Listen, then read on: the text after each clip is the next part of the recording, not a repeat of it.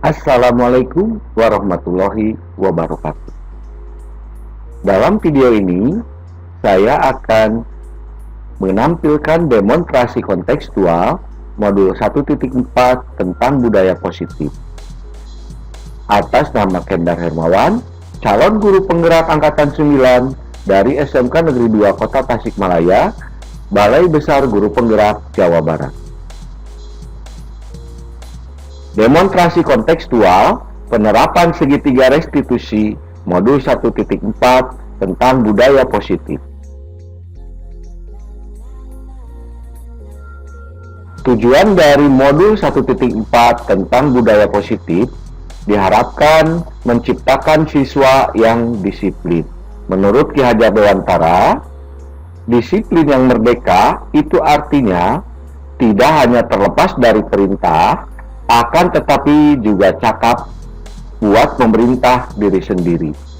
Artinya, bagaimana siswa bisa disiplin dengan motivasi intrinsik yang muncul dari dirinya sendiri. Kuncinya dengan menggunakan segitiga restitusi. Apa itu restitusi? Restitusi adalah proses menciptakan kondisi bagi murid untuk memperbaiki kesalahan mereka, sehingga mereka bisa kembali pada kelompok mereka dengan karakter yang lebih kuat.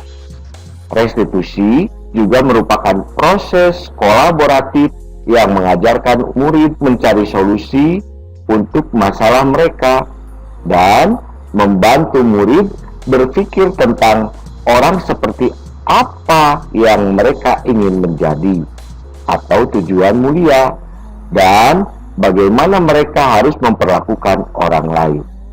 Segitiga restitusi ini merupakan dialog yang dijalankan oleh guru agar dapat mewujudkan budaya positif di sekolah. Dalam menjalankan segitiga restitusi, ada 3 langkah yang harus dilakukan. Yang pertama, menstabilkan identitas. Yang kedua, memvalidasi tindakan. Yang ketiga, menanyakan keyakinan.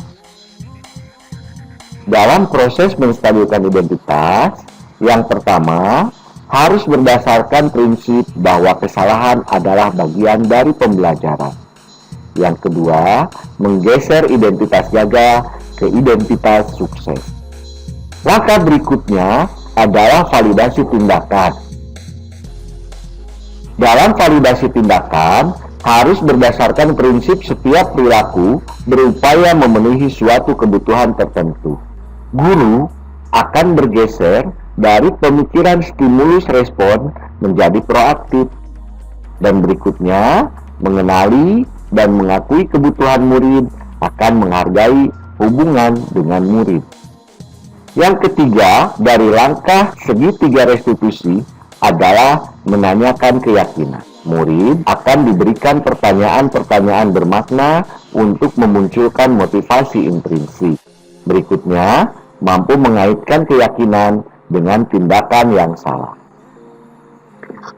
Pada pembelajaran demonstrasi kontekstual 1.4, calon guru penggerak diajak menerapkan segitiga restitusi dalam menangani kasus siswa.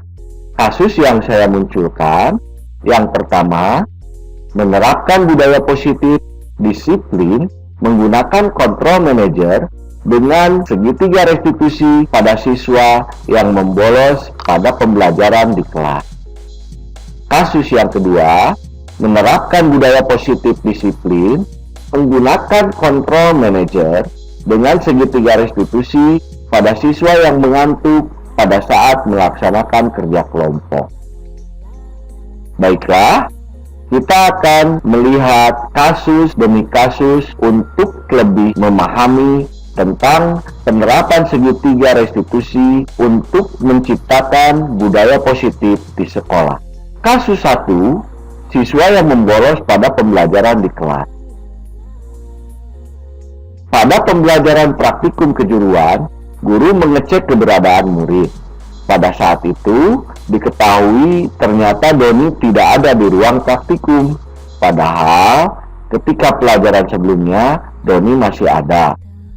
Sebagai guru produktif instalasi penerangan listrik, Pak Kendar mencari Doni, dan ternyata Doni tidak ada di kelas hingga akhir pembelajaran.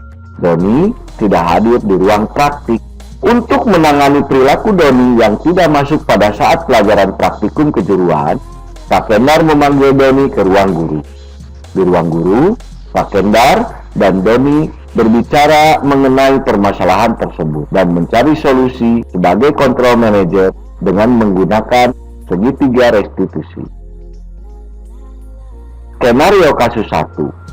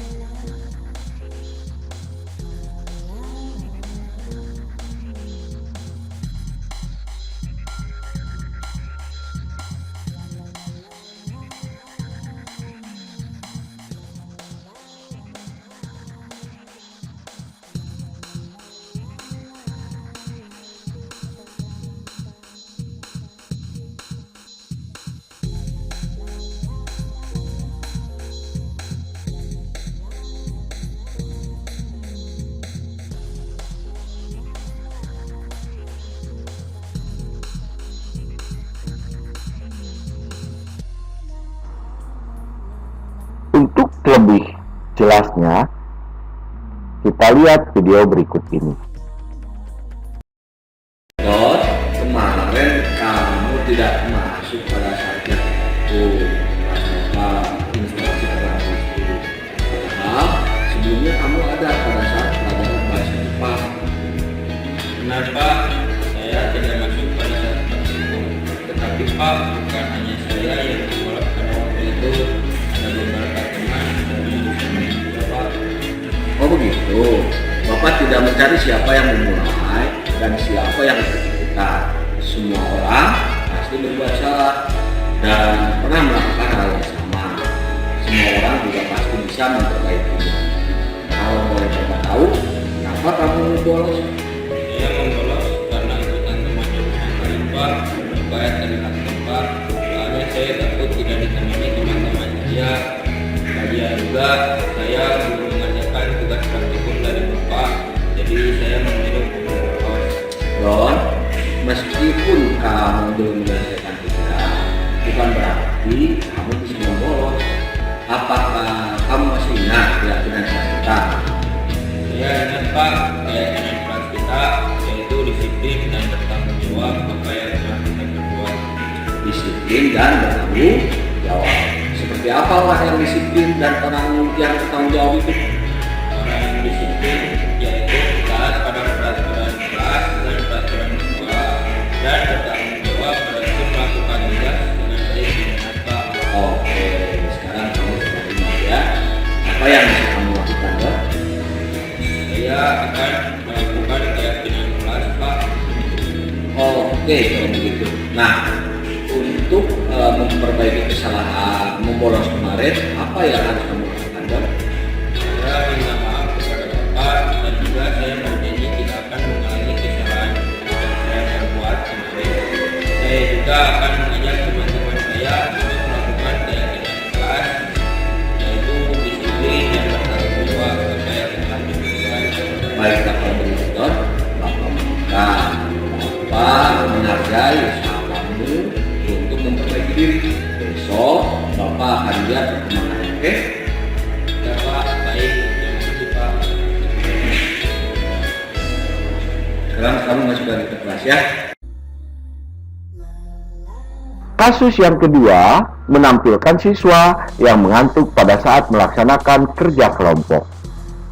Di ruang bengkel listrik yang merupakan lab praktek, guru sedang memberikan tugas kelompok pada mata pelajaran instalasi penerangan listrik. Saat mengerjakan tugas kelompok, terlihat salah satu murid yang bernama Doni sedang tidur-tiduran di bangku kelas. Kemudian, Pak Kendar memanggil Doni untuk menjelaskan apa alasan Doni sampai tidur pada saat mengerjakan tugas kelompok. Saat itu, terjadi komunikasi antara Pak Kendar dan Doni.